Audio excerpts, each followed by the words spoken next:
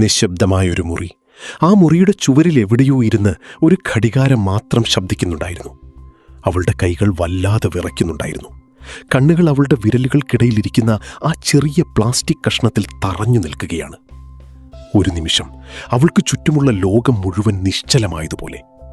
ആ പ്ലാസ്റ്റിക് കഷ്ണത്തിൽ തെളിഞ്ഞത് വീണ്ടും ആ പഴയ ഒറ്റ വരയാണ്. വീണ്ടും നെഗറ്റീവ്. ആ ഒറ്റ വാക്കിൽ അവിടെ തകർന്നു വീഴുന്നത് വെറുമൊരു പ്രതീക്ഷയല്ല, വർഷങ്ങളായി അവർ നെഞ്ചിലേറ്റിയിരുന്ന ഒരു വലിയ സ്വപ്നം കൂടിയാണ്. ആ മുറിയിലെ ഇരുട്ടിന് വല്ലാത്തൊരു ഭാരമുണ്ടായിരുന്നു അപ്പോൾ. നമ്മൾ ജീവിക്കുന്ന ഈ സമൂഹത്തിൽ ഏറ്റവും മൂർച്ചയുള്ള ആയുധം എന്താണെന്ന് നിങ്ങൾക്കറിയാമോ? അത് വാളുകളോ തോക്കുകളോ അല്ല. വളരെ സ്നേഹത്തോടെ ചിരിച്ചുകൊണ്ട് ചിലർ ചോദിക്കുന്ന ഒരു ചോദ്യമുണ്ട്. എന്തായി, വിശേഷമൊന്നും ആയില്ലേ എന്ന ആ ഒരൊറ്റ ചോദ്യം. ഈ ഒരൊറ്റ ചോദ്യം മതി അതുവരെ പരസ്പരം സ്നേഹിച്ച് സന്തോഷത്തോടെ ചിരിച്ചു ജീവിച്ചിരുന്ന ഒരു കുടുംബത്തെ വേരോടെ തകർത്തു കളയാൻ. ഞാനീ പറയുന്നത് കേവലം ഒരു കഥയല്ല.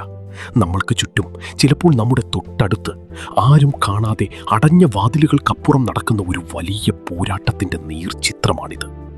ഒരു കുഞ്ഞിനായുള്ള തീവ്രമായ കാത്തിരിപ്പ്. നമുക്കവരെ ഒരു പേരിട്ട് വിളിക്കാം. ഒരുപക്ഷെ അത് നിങ്ങളുടെ പേരോ നിങ്ങളുടെ പ്രിയപ്പെട്ടവരുടെ പേരോ ആകാം. തുടക്കം വളരെ മനോഹരമായിരുന്നു അവർക്കും. കല്യാണം കഴിഞ്ഞ ആ ആദ്യ നാളുകൾ, ജോലിയും മറ്റു തിരക്കുകളുമായി അവർ ഒരുമിച്ച് നെയ്തെടുത്ത മനോഹരമായൊരു ജീവിതം. അവർക്ക് അവരുടേതായ ചില കണക്കുകൂട്ടലുകളുണ്ടായിരുന്നു. ആദ്യം സ്വന്തം കാലിൽ നിൽക്കണം, കുറച്ചൊക്കെ സമ്പാദിക്കണം, വീട്ടിലെ ബാധ്യതകളെല്ലാം ഒന്ന് തീർക്കണം, അതിനുശേഷം മാത്രം മതി ഒരു കുഞ്ഞ് എന്നവർ തീരുമാനിക്കുന്നു. ഇന്നത്തെ കാലത്ത് വളരെ വ്യക്തവും യുക്തിസഹവുമായ തീരുമാനങ്ങൾ തന്നെയായിരുന്നു അത്. എന്തിനേക്കാളും ഉപരി അവർക്ക് പരസ്പരം സ്നേഹിക്കാനും മനസ്സിലാക്കാനും കുറച്ച് സമയം വേണമായിരുന്നു. അങ്ങനെ യാത്രകളും സ്വപ്നങ്ങളുമായി ആ ജീവിതം മുന്നോട്ട് പോയി. എന്നാൽ വർഷങ്ങൾ പതിയെ കടന്നുപോകുമ്പോഴാണ് പലരും ആ വലിയ സത്യം തിരിച്ചറിയുന്നത്. നമ്മൾ തീരുമാനിക്കുന്നതല്ല ജീവിതം, ജീവിതം നമ്മളെ ചിലത് പഠിപ്പിക്കുകയാണ് എന്ന്. അവരുടെ കാത്തിരിപ്പ് പതിയെ നീളാൻ തുടങ്ങി. മാസങ്ങൾ കൊഴിഞ്ഞുപോയി, അത് വർഷങ്ങളായി മാറുന്നു. അപ്പോഴേക്കും സ്വാഭാവികമായും ചുറ്റുമുള്ളവരുടെ സ്വഭാവം മാറാൻ തുടങ്ങും. കുടുംബത്തിലെ ഒത്തുചേരലുകളിൽ ബന്ധുക്കളുടെ ചോദ്യങ്ങൾ ആരംഭിക്കും. അതിനേക്കാൾ മൂർച്ചയുള്ളതായിരുന്നു നാട്ടുകാരുടെ കുത്തിനോവിക്കുന്ന നോട്ടങ്ങൾ. കല്യാണം കഴിഞ്ഞാൽ ഉടനെ കൊച്ചാവണം എന്ന ചിന്താഗതിയുള്ള ഒരു സമൂഹം അവരെ പതിയെ ശ്വാസം മുട്ടിക്കാൻ തുടങ്ങും. ഇതിനിടയിൽ അനിയന് കല്യാണം കഴിഞ്ഞ് 1 വർഷത്തിനുള്ളിൽ കുഞ്ഞുണ്ടായതോടെ കാര്യങ്ങൾ കൂടുതൽ വഷളായി. മൂത്തവൻ എന്താ ഇതുവരെ ആവാത്തത് എന്ന ചോദ്യം സ്വന്തം വീടിനുള്ളിൽ നിന്ന് തന്നെ ഉയരാൻ തുടങ്ങി. ഓരോ തവണ ഈ ചോദ്യം കേൾക്കുമ്പോഴും അതവരുടെ ഹൃദയത്തിൽ കൊള്ളുന്ന അമ്പുകളായി മാറുകയായിരുന്നു. ആരും അറിയാതെ പുറത്ത് ചിരിച്ച മുഖവുമായി നടക്കുമ്പോഴും ഇവരനുഭവിക്കുന്ന മാനസിക സമ്മർദ്ദം എത്രത്തോളമാണെന്ന് പുറത്തു നിൽക്കുന്ന ആർക്കും ഒരിക്കലും മനസ്സിലാകില്ല. നാട്ടുകാരുടെ ചോദ്യങ്ങൾക്ക് ഉത്തരം പറയാനും അവരുടെ മുൻപിലൊന്ന് ഞെളിഞ്ഞു നടക്കാനും വേണ്ടി മാത്രം കുഞ്ഞുങ്ങളെ ആഗ്രഹിക്കുന്ന ഒരവസ്ഥയിലേക്ക് കാര്യങ്ങൾ മാറുന്നു എന്നവർക്ക് തോന്നിത്തുടങ്ങി. ഒരു കുഞ്ഞ് ജനിക്കുന്നത് സ്നേഹത്തിൽ നിന്നല്ലേ, അല്ലാതെ സമൂഹത്തെ കാണിക്കാനാണോ എന്നവൾ പലപ്പോഴും അവനോട് ചോദിച്ചു കരഞ്ഞു. ഈ വീഡിയോ ഇപ്പോഴും കണ്ടുകൊണ്ടിരിക്കുന്ന നിങ്ങൾക്ക് ഒരുപാട് നന്ദി. ഇതുവരെ ചാനൽ സബ്സ്ക്രൈബ് ചെയ്തിട്ടില്ലെങ്കിൽ ഇപ്പോൾ തന്നെ സബ്സ്ക്രൈബ് ചെയ്ത് ഫാമിലിയുടെ ഭാഗമാകണേ. നിങ്ങളുടെ സപ്പോർട്ടാണ് ഇത്തരത്തിലുള്ള ഹൃദയസ്പർശിയായ കഥകൾ തുടരാൻ ഞങ്ങൾക്ക് ശക്തി നൽകുന്നത്. ഒരു സബ്സ്ക്രൈബ്, അത് ഞങ്ങൾക്ക് വലിയ മോട്ടിവേഷനാണ്. പിന്നെ തുടങ്ങുകയായി അവരുടെ ജീവിതത്തിലെ വലിയ ഓട്ടപ്പാച്ചിലുകൾ, പ്രാർത്ഥനകൾ, ക്ഷേത്രങ്ങൾ, നേർച്ചകൾ, വഴിപാടുകൾ. ഒരു മാറ്റവുമില്ലാതെ വന്നപ്പോൾ ഒടുവിൽ ആ വലിയ ആശുപത്രിയുടെ നീണ്ട ഇടനാഴികളിലേക്ക് അവർ പ്രതീക്ഷയോടെ നടന്നു കയറുകയാണ്. എന്നാൽ അവിടെ നിന്നാണ് അവരുടെ യഥാർത്ഥ പ്രതിസന്ധി തുടങ്ങുന്നതെന്ന് അവർ അറിഞ്ഞിരുന്നില്ല. ഒരു കുഞ്ഞ് എന്ന വലിയ സ്വപ്നത്തിലേക്ക് അവർ നടന്നു കയറുമ്പോൾ പിന്നിൽ അവർക്ക് നഷ്ടമാകുന്നത് അവരുടെ തന്നെ സന്തോഷങ്ങളും സ്വസ്ഥതയുമാണ്. ഡോക്ടറുടെ നിർദ്ദേശപ്രകാരം കുഞ്ഞിൻ്റെ കാര്യങ്ങൾക്കായി ഫുൾ ടൈം കൂടെ നിൽക്കാൻ ഭാര്യയ്ക്ക് അത്രയും കാലം അവൾ ജീവന് തുല്യം സ്നേഹിച്ച അവളുടെ ഇഷ്ടപ്പെട്ട കരിയർ ഉപേക്ഷിക്കേണ്ടി വരുന്നു. പിന്നീട് അങ്ങോട്ട് തുടർച്ചയായ ചികിത്സകളുടെ നാളുകളായിരുന്നു. മരുന്നുകൾ, സമയത്ത് തന്നെയുള്ള ഇഞ്ചക്ഷനുകൾ.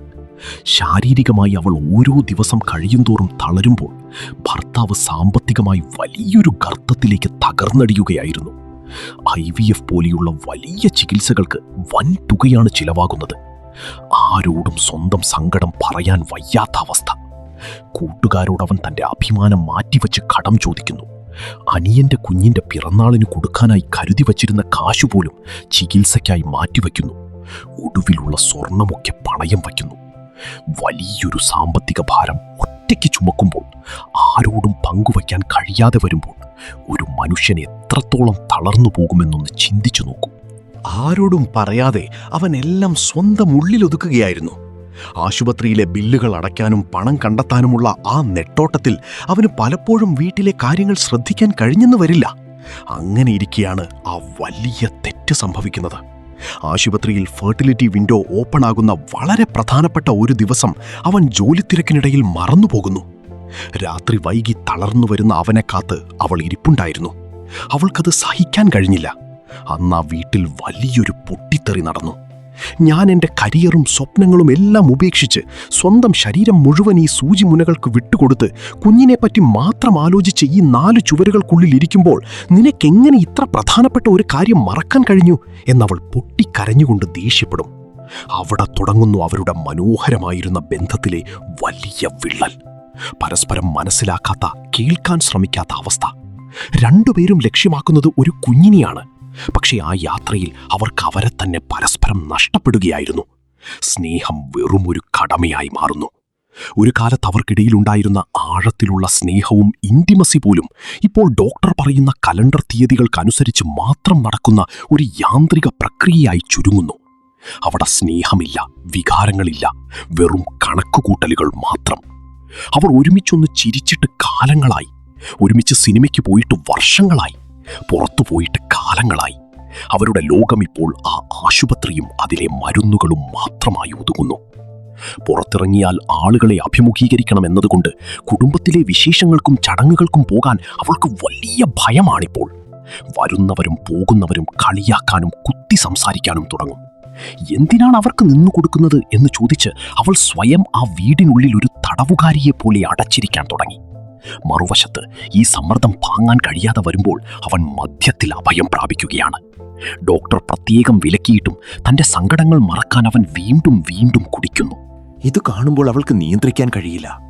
ഒരു കുഞ്ഞിന് വേണ്ടി ഞാനിവിടെ നരകിക്കുമ്പോൾ നീ ഇങ്ങനെ കുടിച്ചു നടക്കുകയാണോ എന്നവൾ ചോദിക്കും.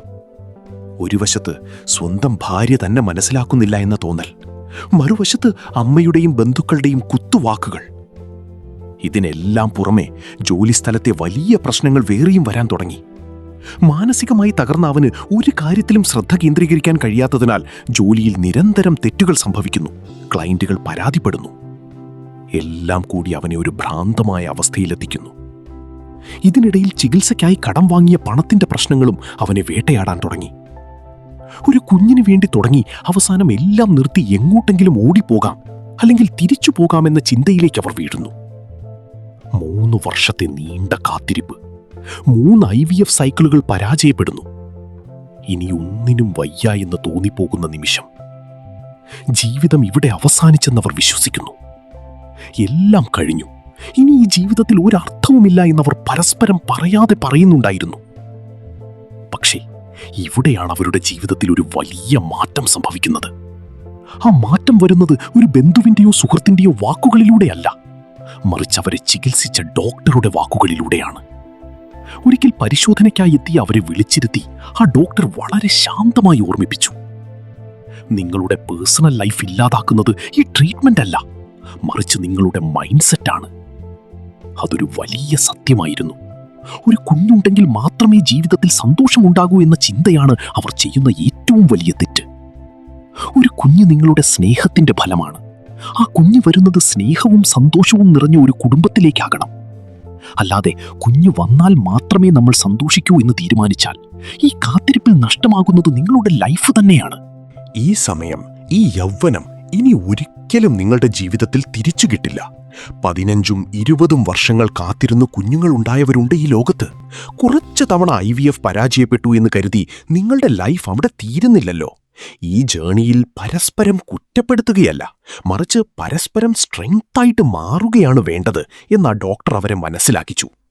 ആ വാക്കുകൾ അതവരുടെ ഉള്ളിലേക്ക് ആഴത്തിൽ ഇറങ്ങിച്ചെല്ലുകയായിരുന്നു. ആ ഒറ്റ തിരിച്ചറിവ് അവരുടെ കണ്ണു തുറപ്പിക്കുന്നു. മരുന്നുകളും ആശുപത്രിയും മാത്രമല്ല ചികിത്സ. ആദ്യം വേണ്ടത് അവരുടെ മനസ്സിന്റെ സമാധാനമാണ്. വർഷങ്ങൾക്ക് ശേഷം അന്ന് രാത്രി അവരൊരുമിച്ച് ബാൽക്കണിയിലിരുന്നു. മഴ പെയ്യുന്നുണ്ടായിരുന്നു. അവർക്കിടയിലുള്ള മൗനത്തിന് അന്ന് ഒരുപാട് അർത്ഥങ്ങളുണ്ടായിരുന്നു. നഷ്ടപ്പെട്ട ആ പഴയ സ്നേഹം തിരിച്ചു പിടിക്കണം എന്നവർ തീരുമാനിച്ചു. 1 വർഷത്തിന് ശേഷം അവരാദ്യമായി സമാധാനത്തോടെ പരസ്പരം സംസാരിക്കുന്നു. അവൻ അവളുടെ കൈകൾ ചേർത്തു പിടിച്ചുകൊണ്ട് പറഞ്ഞു തുടങ്ങി. കാശിന്റെ ബുദ്ധിമുട്ടും പ്രഷറും ഭാര്യയെ അറിയിക്കാതിരിക്കാൻ ഭർത്താവ് മാറി നിന്നത് അവളെ ഒറ്റപ്പെടുത്താനായിരുന്നു എന്നവൻ തിരിച്ചറിയുന്നു. അവളുടെ കണ്ണുകൾ നിറഞ്ഞു. താൻ കാരണമാണല്ലോ ഈ കഷ്ടപ്പാടുകൾ മുഴുവനെന്ന് ചിന്തിച്ച് അവൾ സ്വയം ശപിക്കുകയായിരുന്നു എന്ന് അവളും അവനോട് പറയുന്നു. പരസ്പരം സംസാരിക്കണം. വിഷമങ്ങൾ ഉള്ളിലൊതുക്കാതെ ഓപ്പണായിട്ട് കമ്മ്യൂണിക്കേറ്റ് ചെയ്യണം. ഈ സമൂഹം എന്തും പറയട്ടെ, അവർ കുറ്റം പറയും, പരിഹസിക്കും. പക്ഷെ നിങ്ങൾ രണ്ടുപേരും ഒറ്റക്കെട്ടാണെങ്കിൽ ആ സ്നേഹം നിങ്ങൾക്ക് വലിയ ആശ്വാസം തരും എന്നവർ മനസ്സിലാക്കി. ഒരു കുഞ്ഞിനായുള്ള കാത്തിരിപ്പിൽ സ്വന്തം ജീവിതം ജീവിക്കാൻ മറന്നുപോകുന്ന ഒട്ടേറെ കപ്പിൾസ് നമുക്കിടയിലുണ്ട്. കുഞ്ഞു വരുമ്പോൾ വരട്ടെ, ഇല്ലെങ്കിലും നമ്മൾ ഈ ജീവിതം ഹാപ്പിയായിട്ട് തന്നെ മുന്നോട്ട് കൊണ്ടുപോകും എന്ന ഉറച്ച തീരുമാനത്തിലേക്ക് അവർ അന്ന് രാത്രി എത്തുന്നു. ആ നിമിഷം മുതൽ അവർക്കവരെ തിരികെ കെട്ടുകയായിരുന്നു. കാരണം കാത്തിരിപ്പൊരു ഭാരമല്ല, അതൊരു യാത്രയാണ്. ആ യാത്രയിൽ വീണുപോകാതെ പരസ്പരം താങ്ങായി നിൽക്കുക എന്നതാണ് ഏറ്റവും പ്രധാനം. ഒരുമിച്ചുള്ള ചിരികൾ, ചെറിയ ചെറിയ സന്തോഷങ്ങൾ, പരസ്പരമുള്ള വിശ്വാസം, ഇതൊക്കെ നഷ്ടപ്പെടുത്തിക്കൊണ്ട് നേടുന്നതൊന്നും ജീവിതത്തിൽ പൂർണ്ണത നൽകില്ല. നിങ്ങൾ ഒരുമിച്ചാണെങ്കിൽ ലോകത്തിലെ ഏതു പ്രതിസന്ധിയെയും നിങ്ങൾക്ക് മറികടക്കാം.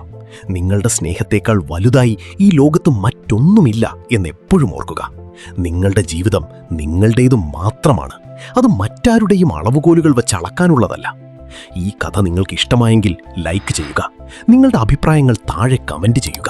കൂടുതൽ വ്യത്യസ്തമായ കഥകൾക്കും യാഥാർത്ഥ്യങ്ങൾക്കുമായി നോവൽ പെട്ടി എന്ന എൻ്റെ ഈ ചാനൽ സബ്സ്ക്രൈബ് ചെയ്യുക. നന്ദി.